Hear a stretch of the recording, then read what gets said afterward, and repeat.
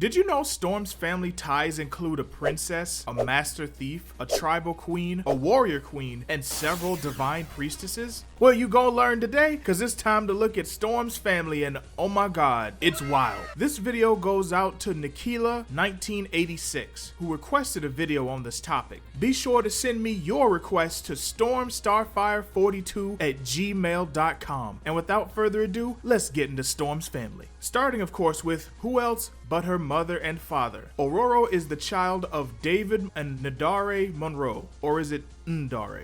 Nadare is actually a tribal Kenyan princess from a long line of witches, priestesses, and other practitioners of the mystic arts. While not a practitioner herself, Nadare was very knowledgeable of the old ways, including fighting techniques and magic rituals. She and David gave birth to Ororo in Manhattan. Her family moved to Egypt to flee racial tensions that were growing in the United States during the time of the Civil Rights Movement, as well as growing anti-mutant sentiments as well. Nadare and David only got to spend a few years with Ororo before their untimely demise, but Nadare would use these years to give her daughter lots of love and affection as well as affirmation. In the 4-issue miniseries Ororo Before the Storm, a young Ororo remembers being told by her mother that she comes from a proud line of queens and priestesses, and that she was destined for greatness. However, she wouldn't learn the intimate details of this lineage or the mutant blood that ran through her veins until several years later.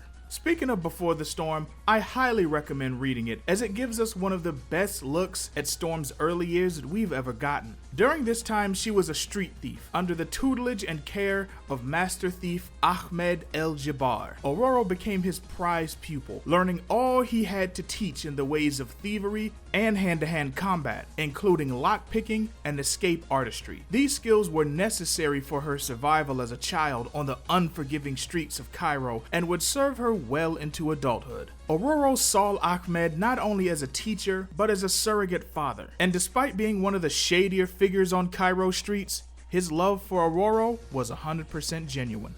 Ororo stayed with El-Jabbar until age 12, when she got an indescribable urge to make a pilgrimage to her ancestral homeland of Kenya. Upon arriving, she met an old sage named Ayesha, who became a surrogate mother for her during her stay. She had a profound effect on young Ororo. She taught her how to use her new mutant abilities properly, since Ororo was just making it rain all willy-nilly for the people of the villages without any regard to how the rain would affect the surrounding lands. So to keep Storm from jacking up the entire ecosystem of Kenya, Ayesha taught her how to use her powers properly. Storm actually wouldn't have any contact with her blood family until several years into her tenure with the X-Men. She met her maternal grandmother while investigating the murders of several depowered mutants following M-Day. The perpetrator, Colonel Shatani, is actually her uncle, who rebelled against the family tribe due to feeling discriminated against as a man in a matriarchal society. Shatani also threatened to kill Ororo if anyone from their family ever went looking for her, but nothing could keep Ororo from her family or the knowledge of her roots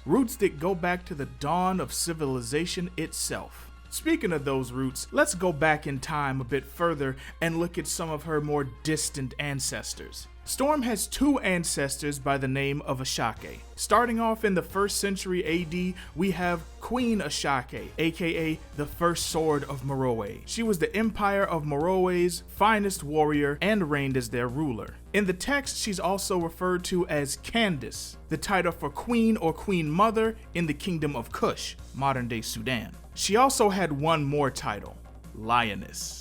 This was due to her tendency to engage in a practice called the royal hunt, in which she hunted captured prisoners of war for sport. She loved a good battle and longed for a challenge, finally finding one in an adventurer named Murada the She-Wolf. Murada defeated Ashake in one-on-one combat, but went on to help Ashake fight off usurpers to her throne. Her ultimate fate beyond this point is unknown, but we do know that this Ashake fancied the Egyptian gods, namely Sekhmet, the lioness goddess of war. You'll see that powerful Egyptian goddesses are common with Storm's family.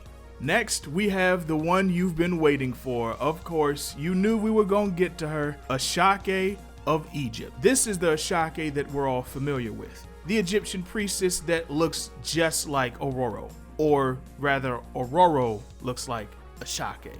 Her powers include illusion casting, telepathic memory reading, life force sensing, force field creation, and guiding spells. She also used her own sort of precursor to tarot cards, which she called bone cards. Ashake was a worshipper of the Egyptian goddess Maat, also known as Ashtar, the mother of Agamotto. Ashtar is actually the one who trained Ashake in the mystic arts, which made her such a powerful priestess in the first place. Out of all of Storm's ancestors, Ashake has gotten more page time than anyone else. She first appeared in the New Mutants Volume 32 and has fought alongside Magic and Danielle Moonstar when they were temporarily trapped in ancient Egypt. She's also appeared in the Mystic Arcana miniseries and the Gambit series. She first spoke directly to Storm in issue 2 of the Gambit solo series in 2020, appearing to a young Ororo in a vision to train her mind in the astral plane. And most recently,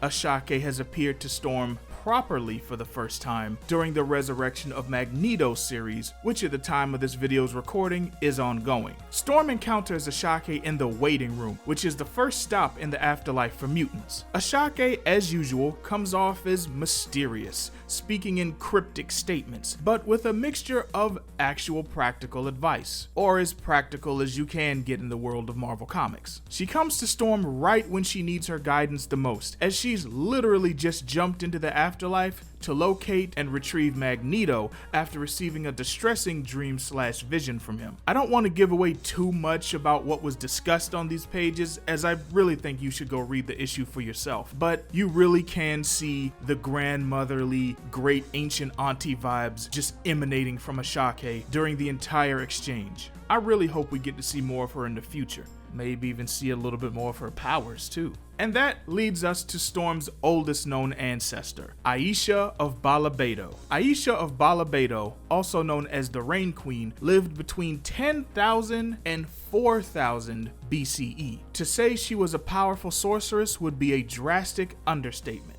A supreme understatement, literally, since she is believed to be the sorceress supreme of the Hyborian Age. She was granted the title by Agamotto himself after she defeated every other powerful spellcaster on Earth at the time. I also want to note that this is a real life connection to Storm, as the Balabed or Ludedu, I'm sorry for these names, y'all. They're a matriarchal tribal society in the Limpopo province of South Africa. The title of Rain Queen or Majaji is the name given to their queen, who is believed to have what else but influence over the weather.